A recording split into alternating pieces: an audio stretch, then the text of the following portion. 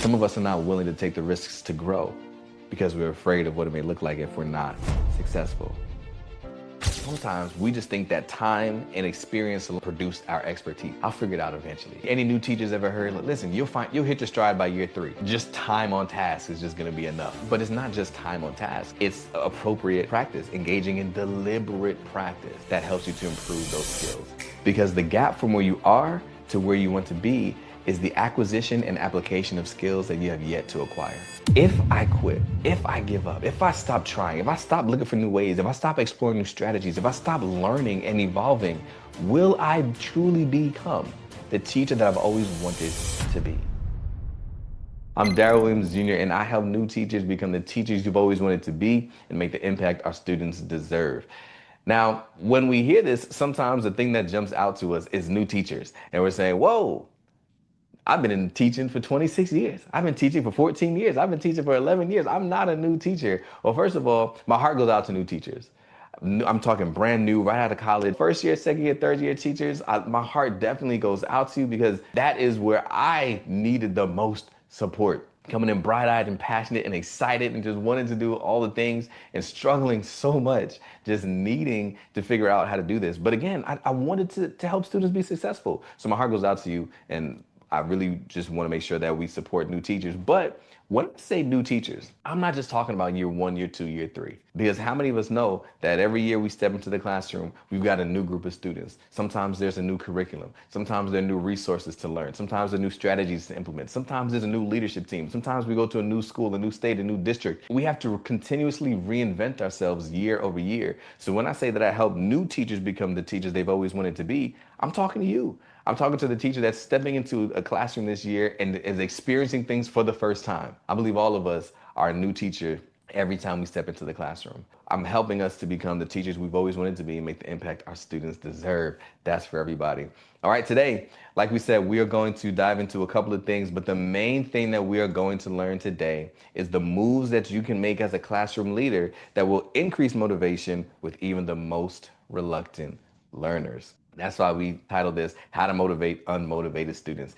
Just to give you an overview of the agenda for today, first I'm going to start off with what I would consider to be a portion of a keynote. Again, as an international keynote speaker, I travel the world helping teachers understand that they've got what it takes. There are a couple of keynote presentations that I give, and we're going to start today with the beginning of a keynote so that you can really get grounded in the reason why we're here.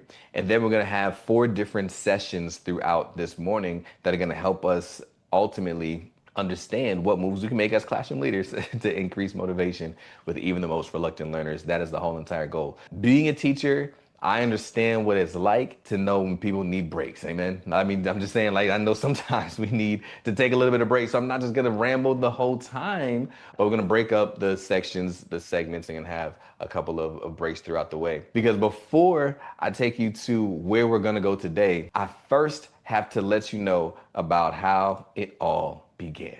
I've got to take you back to the beginning, because when 2 people love each other very much, all right, we don't have to go back that far. We don't have to go back to the very, very, very beginning, but we do have to go back to middle school. That person on the screen right there, that's middle school Daryl there on the side of your screen. Now, middle school Daryl, it's funny, when you look at him in this picture, you see something that I don't see. Because when I look at him, I see the pain behind his eyes. So you might just see a cool kid with his hat tilted to the side and ready to go. But for me, I see the pain behind his eyes, because if I were to be honest with you, if I were to tell you the zip code in which I grew up in, you'd be sorry for me. If I were to tell you about the poverty, if I were to tell you about the pain, if I were to tell you about the things that were going on in the community that were not good, you feel sorry for me. But this is not one of those stories. This is not one of those stories where I say, oh man, I had a rough life growing up. It was the worst. Because actually, I always like to say that what was going on in my zip code was not going on in my household.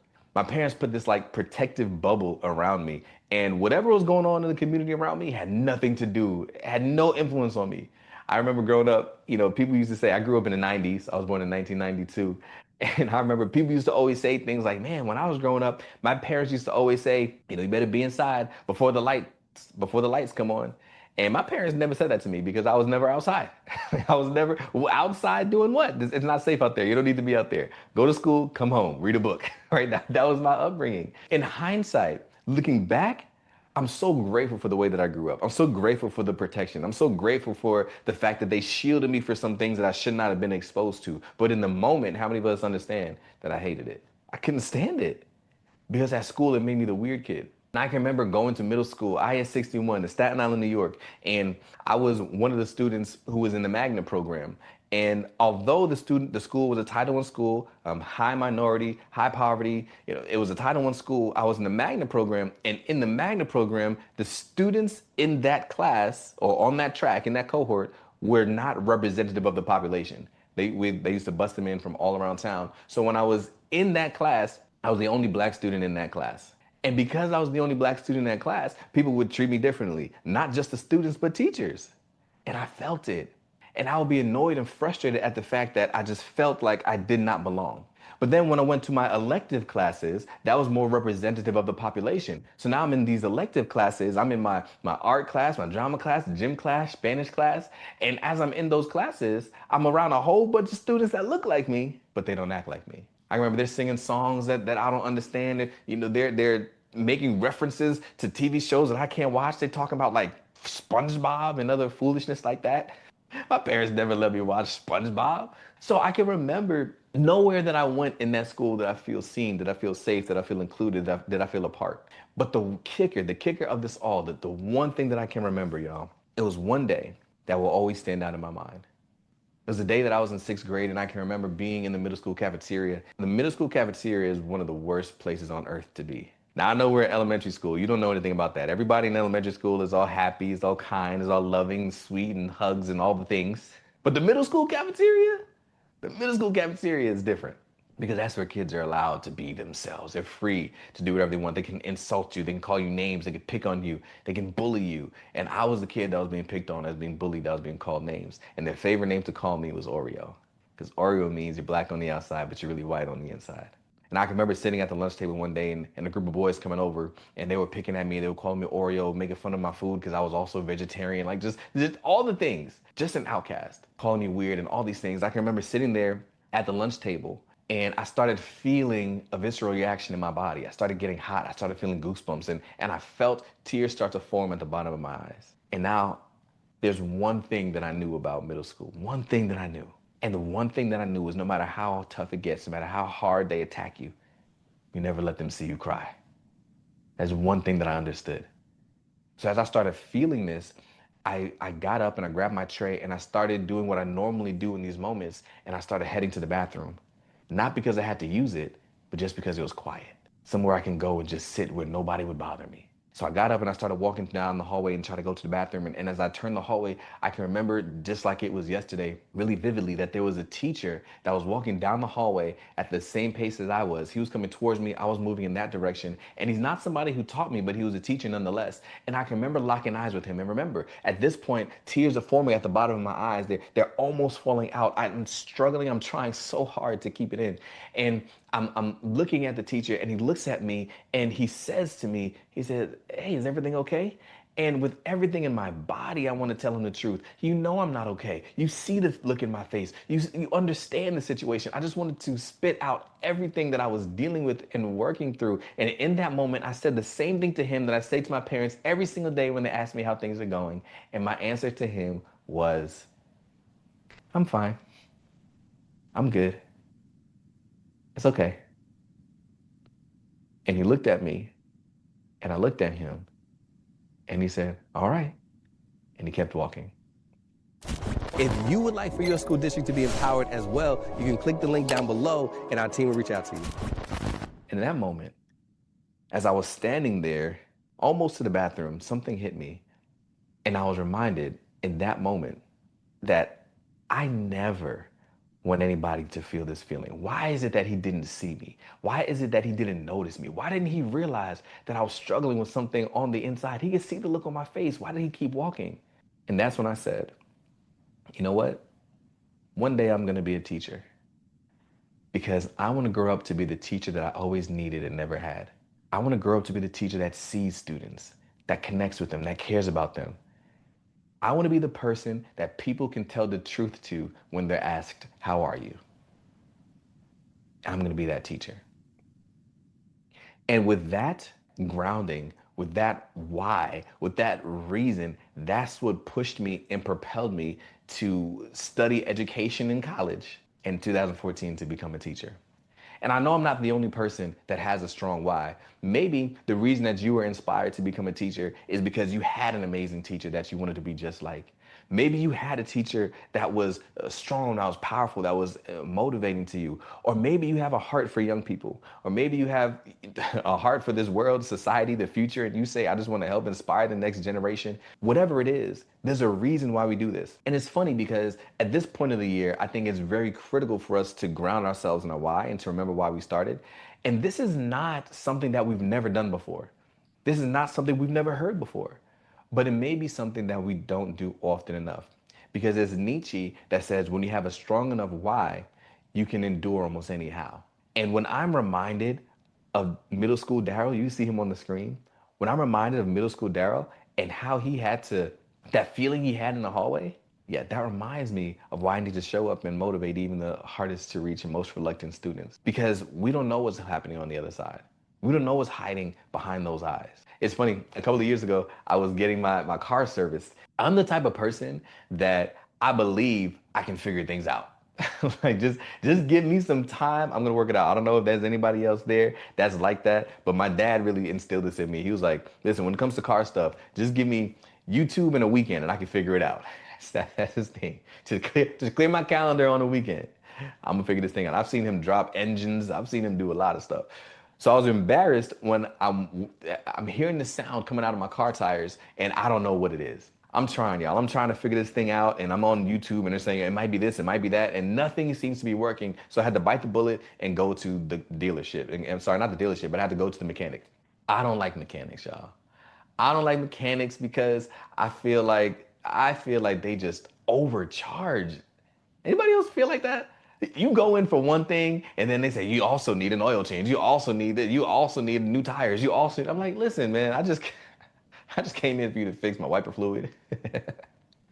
But I feel like mechanics always try to upsell you. So that's why I don't like going to mechanics. So when I went to this mechanic, I told him exactly what was going on. I told him the problem. I said, my passenger side wheel is making a weird sound when I drive at high speeds. He said, okay, let me test drive it. He drove it, he came back. He said, Daryl, I figured out what the problem is. He said, it seems like you got a faulty wheel bearing. That's why it's making those sounds when you go at high speed. So here's what we're gonna do. We're going to replace the passenger side and the driver's side wheel bearing. It's gonna be X amount of dollars. It's gonna take X amount of time. And I said, stop yourself right there.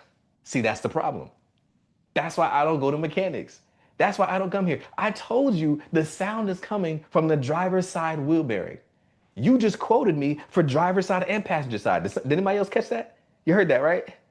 You quoted me for driver's side and passenger side. The only place I'm hearing the sound is the driver's side wheel bearing. He said, Daryl, can I ask you a question? Sure, go ahead. Are these both the original wheel bearings on the vehicle? I said, yeah, I never got them replaced before. So when you're driving at high speeds, if you had to make an evasive maneuver, are you putting stress on both the passenger wheel bearing and the driver's side wheel bearing? I said, yeah, I believe so. He said, if you're driving and you hit a pothole or a speed bump, does that apply pressure to both the driver's side wheel bearing and the passenger wheel bearing? I said, yes, come on. What are you getting at? Why are you asking me these questions? And then he said something that I'll never forget that I also need you to understand in this moment right here, right now. He said, just because it's not making any noise doesn't mean it doesn't need your attention. It's obvious that the driver's side wheel bearing needs your attention. But the passenger side, although it's silent, it's still been going through some stress. It's still undergoing pressure. It's still going through some turmoil. I know there are some students that show up every day and they're quiet and they're compliant and they seem to be doing the things that they're supposed to do. But just because they're not making any noise doesn't mean they don't need your attention. The reason I wanted to frame this is because I was that student that was showing up not making any noise. I was getting good grades. I was well behaved. I was compliant and doing the things that I was supposed to do, but still struggling on the inside. And I just need you to understand that there are students at Springdale Elementary that are showing up every day. And we hear it all the time. The kids that need the most love ask for it in what? In the most unloving ways. But how many of us know that the kids that are not asking for love need love too? Right? We need to figure out ways that we can reach all the students that we are teaching. And for me, that's the reason why I became an educator. What's your reason? What's your why? What's the reason why you do this? What I want you to do is I want you to think through that over these next couple of moments and hold on to that throughout this presentation, because I want us to remember why we're here in the first place. And why's change over time. My why has since adjusted, it's been adapted into all the things, but what is your current why? What is the reason why we're doing this? For me, it was to become the teacher I always needed and never had. So you can imagine the joy that I had when I finally became a teacher. August 4th, 2014 was probably the best day of my life. I can remember walking into that middle school classroom. I was teaching middle school math. We had 7th grade students. There were 31 students in the class. And I can remember that they came in and they sat down and they were all silent, hands folded on the desk. As I read my 12-page syllabus, they just sat there and listened. It was middle school. They would raise their hand to go to the bathroom. And when I let them go, they actually came back. It was a great day. So much so that at the end of that day, in the parking lot, I took this picture. I took this picture right in the parking lot. And from that day forward, I parked in the same parking spot. I parked in that spot. I took that picture and I said, this is what teaching is. Blissful amazingness. Teachers are burning out faster than ever. Confidence is dropping, imposter syndrome is rising, and too many classrooms feel like survival instead of transformation. But what if it doesn't have to be this way? Great teaching isn't magic, it's a method. And inside the Impact Playbook, you'll discover the 6 principles that thousands of teachers are already using to reignite their passion, engage their students, and build classrooms that thrive. This isn't just another book that collects dust on the shelf. It's a complete system that helps teachers step into their strengths, prevent burnout, and create learning that sticks. If you're looking to see a drop in teacher turnover and a boost in student engagement, the principles are right here inside the book. So if you're a teacher ready to reclaim your confidence, or a district leader ready to transform entire schools, click the link to get the Impact Playbook today. Because when teachers win, students win, and entire communities win, and the world is changed. August 5th, 2014. It seemed like everything changed. I don't know who was in that classroom on August 4th, but it seemed like everybody on August 5th was different. They were up, they were running around, they were throwing things, they were doing all the things that I feel like they should not be doing. It's so much so that I had no idea how to manage the classroom. They were cursing, they smelled so bad. I don't know why middle school students smell so bad. This time, they would ask to go to the bathroom and they would just leave and not come back. Like, I don't know, I don't understand what's happening. Everything changed. From day 2 to day 180 was the worst year of my life. And by the end of that first week, I was in a parking spot. I took the same picture, that same exact picture at the end of the first week, and this is what I look like. Just 4 days later. That's real picture. That's me. That's honest. That's really me. That's what I look like, because they were stressing me out. I'm like, I can't do this any longer. I don't know what this is. Who lied to me and helped me think that the classroom management class that I had in college, that I got a B- in because I had 4 weeks to study in it, was not actually real. Real life classroom management was different. So I was struggling, y'all. I was stressed out. But because I was struggling, I had to make a decision on what I had to do. And I know that I'm not the only one. I know I'm not the only one that has gotten to the place where you say, listen, what I'm doing is not working. I've got to try something else. Maybe as we're thinking about those students that we're trying to motivate, we're saying, listen, I've been trying candy. I've been trying positive calls home. I've been trying Socratic seminars. I've been trying all these things, and nothing seems to be working. And now they've got us looking like right here on this TV, on the screen, stressed out. So then we say, I've got to do something about it. Here's what I decided to do about it. I realized that my biggest issue is that I did not know how to manage the classroom. So I said, boom, what I'm gonna do is I'm gonna try to figure out how I can manage this classroom. You let me know if this is a good idea or a bad idea. I decided that what I was gonna do was come up with a classroom management system. And I said, what's gonna make the most sense is if students understand what the expectations are and what the consequences are for breaking those expectations. Good idea, a bad idea? Let me know, is that a good idea or a bad idea? This is a good idea. So I said, here's what I'm gonna do. I'm gonna put the expectations on the board, and then I'm gonna put the consequences on the board so they know what's a good idea, so they know what the expectations are and what the consequences are for falling short of them. I said, but wait, how are they gonna know if they've fallen short of the expectation? Oh, I know. Here's what I'll do. I'm gonna write their name on the board as a public display of disaffection to let them know that they've fallen short of the expectation. And then If they've fallen short of the expectation multiple times, I need them to be able to keep track of it. Obviously, I need them to be able to keep track of the ways that they're falling short. So I'm going to put a check next to their name every time they break an expectation more than once. You let me know if that's a good idea or a bad idea. I've got the expectations on the board, right? I've got the consequences on the board. I'm going to put their names up on the board. I'm going to put checks next to their names. They break it more than once so that they know that they're falling short. I'm saying no. I'm saying not good, not advised, not great, not a good idea. But look, here's what was happening in my mind before you start judging me. Before you start judging me, here's what I'm happening. I thought what they're going to say is they'll see their name on the board and then they'll say, golly, Mr. Williams, you're right. I've fallen short of the expectation. Let me get back on track. Like, that's what I thought. That's what I thought was going to happen when I put the names on the board. Names and checks. Well, I tried that management system and I took a picture of my board at the end of first block. True story, real picture. And this is what it looked like. I had names, I had checks. So I had lots of names and lots of checks.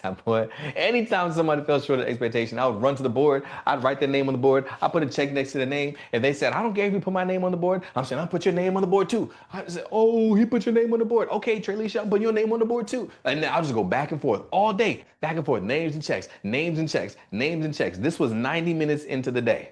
Melody said, looks like a lot of homework. Absolutely. You see those consequences. You see me parents I'm supposed to call. You see last to leave class. You see, oh, parent conference. Oh my goodness, there's so much. Right. This was not an effective system. All I see on the board is names and checks. You wouldn't even know that I was a math teacher looking at this board right here.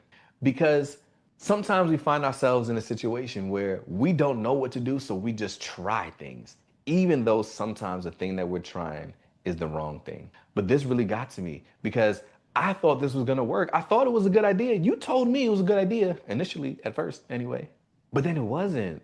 And now I'm stressed. Now I'm feeling inadequate. Now I'm starting to doubt myself. Imposter syndrome is setting in. And now I'm saying, I'm not good enough. I can't do this. So much so that 6 weeks into my first year teaching, y'all, 6 weeks in, I quit. Now, not literally because I needed health insurance, but mentally, y'all, mentally, I was out of there. Just showing up, handing out worksheets. I'm still driving up to the school. I'm still parking in the same parking spot right across from the marquee. But now I have a pit in my stomach. I don't even want to go inside. Now remember the why that got me here. I want to be the teacher I always needed and never had. Now I'm starting to lose sight of that. I'm starting to forget. I'm so like, that doesn't matter to me anymore because now I'm in the midst of the hard thing. And I don't know if I can make it. And I'm not the only one that gets to the place where we quit. And I don't necessarily mean quit literally. Maybe sometimes we check out. Maybe sometimes we just push through to the end of the year. Maybe sometimes we start looking for another job, but we can't find anything. So we just say, listen, I'm just going to stick around. I'll be back next year. Or maybe we don't even look for another job, but we decided we're going to quit on this strategy. We're going to quit on this tactic. We're going to quit on trying this. Listen, I tried to engage students with ADHD. I don't know how to do that. I'm just not going to try. I'm going to leave that to the special ed department, to the EC department. I'm going to let them focus on that. Right? I don't understand neurodivergence. No, or I tried, to engage students with technology and I'm not really understanding it. I'm not getting it. It makes them more rowdy than if I were to just give them a worksheet. I'm not going to try that again. Okay, Socratic seminars is too much classroom management is too much. Small groups, I can't figure that out. So maybe we just quit on the trying the thing because we feel inadequate. If we're being honest, there are a couple of reasons why we quit. Sometimes we quit because we misinterpret the struggle.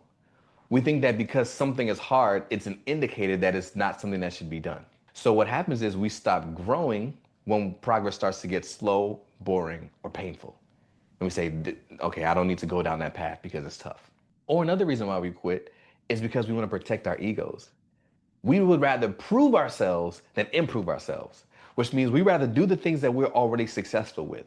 Oh, this system works for me. This works. My students are, they're just okay. They're not reaching their full potential, but this works for me.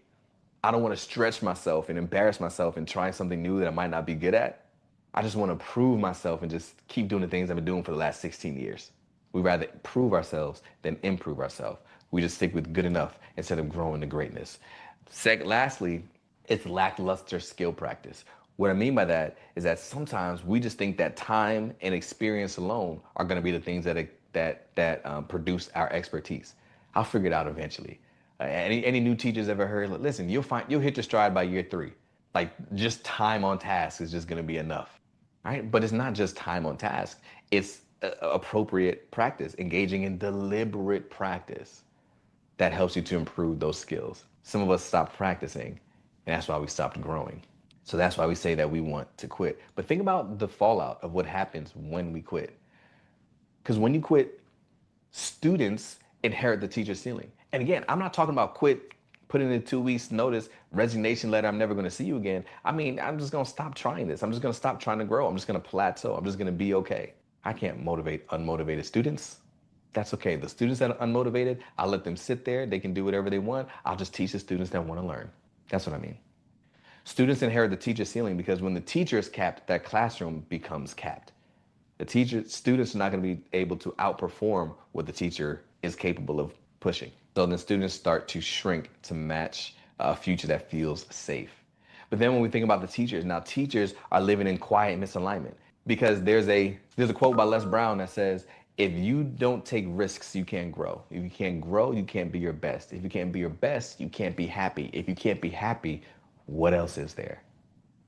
Some of us are not willing to take the risks to grow because we're afraid of what it may look like if we're not successful. I've been okay. I'm okay just being okay. And now I'm living in quiet misalignment because I'm not reaching my full potential and I'm not happy. What happens to schools when teachers quit? Now the school is forced to prioritize stabilization over growth. You can't grow from a rocky foundation. So when teachers are just quitting in our minds and saying, I'm not doing this, I'm not doing that, we're just okay, we're just gonna plateau. Now the school has to focus on filling in the gaps and filling in the cracks before they can focus on growth. Now growth is limited because we're focusing on stabilization instead. But ultimately what happens, y'all, and I hope that this is resonating with you. I hope that you're starting to feel this and why it's so important to keep pushing forward. Because ultimately, there's a reason why we came in here in the first place. And the question that should be resounding in your mind is this: if I quit, if I give up, if I stop trying, if I stop looking for new ways, if I stop exploring new strategies, if I stop learning and evolving, will I truly become the teacher that I've always wanted to be? That's what I had to remind myself when I was in that season, that first 6 weeks. Writing names and checks and names and checks and names and checks and giving up on students and saying like, I'm only teaching the ones that want to learn. Quitting 6 weeks into my first year teaching, just giving out worksheets, just showing up. Was I being the teacher that I said I wanted to be? Was I being the teacher that I always needed and never had? No. So I had to figure out, how is it that I can do that thing? How is it that I can really reach the goals that I set for myself to be that teacher to those students that cares, that loves, that supports them? And what needed to happen for me was the acquisition of a skill. Because the gap from where you are to where you want to be is the acquisition and application of skills that you have yet to acquire. What I mean by that is the visions that you have in your mind, the goals that you set, the teacher that you've always wanted to be is possible, is right there on the other side of a skill that you've yet to acquire. For me, I didn't understand how to manage the classroom. I didn't know what to do. That's why I'm writing names and checks. But when I figured it out, the game changed. And for you, I don't know what it is. I don't know what the thing is that's standing in your way, but I know you have a vision for what you want to be. I know you have a goal for why you're in the classroom. I know you have something that you want to make sure that students walk away with, an impact that you want to leave on every student's life that you touch. And I just need you to understand that it's possible. And I believe that you are just one skill away. I believe everybody is just one skill away from changing your life forever. Because when you learn that one skill that you need, that is going to unlock everything that you need to be the teacher that you wanted to be. See, for me, like I said, it was the skill that I needed to understand was how to leverage my uniqueness to make the impact that only I could. Stop trying to be like all the other teachers. Stop trying to figure these things out. I had to learn classroom management, but the one skill that I needed was to shift my mindset, understand how strong, how capable, and how smart that I was. In doing that, that's what allowed me to transition from that terrible teacher to a 2-time teacher of the year. That's what allowed me to earn my national board certification in 612 math. That's what allowed me to launch the impact community, to empower thousands of educators, and to become an author and an international keynote speaker, traveling the world, helping people understand that you've got what it takes. All because I learned one skill. And today, I'm not saying any of that to impress you. I'm saying that to impress upon you that when you master one skill, you can change your life forever and become the teacher that you've always wanted to be and make a long-lasting impact on our students' lives. I help new teachers become the teachers they've always wanted to be and make the impact our students deserve. Because I've been there. I know what it's like to struggle, to feel like I'm not enough, but I also know what's on the other side. Excitement, fulfillment, and the ability to change lives. Every great teacher was once a new teacher, and new teachers are often excited and eager and anxious, but a lot of times new teachers lack the foundational skills of effective instruction. Every teacher that I work with, I carry them through this journey, helping them master the principles of effective instruction so that they know how capable they are. I can't wait to see these teachers enact their 1% amazing and make the difference that only they can. If you would like for your school district to be empowered as well, you can click the link down below and our team will reach out to you.